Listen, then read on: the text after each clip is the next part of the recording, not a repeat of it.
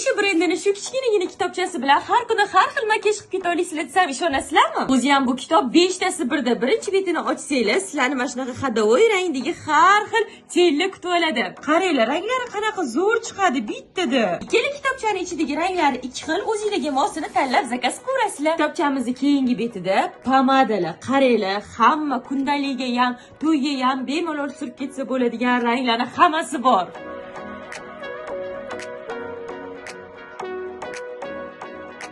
Pomadasining ranglari ham vobshe zo'r. Keyingi betimizda highlighter. Bular yaltirashini qaranglar. Buni yuzingizga surib ko'chaga chiqsanglar, quyosh ko'z qamashib ketadi yorqinligidan. Bularning ham ranglari vobshe zo'r chiqadi. Keyingisi men yaxshi ko'rgan kosmetikam rumyana. Yuzni svejih ko'rsatadigan eng kerakli narsa. O'zi ham hamma yuzga tushadigan ranglardan bor, qaranglar.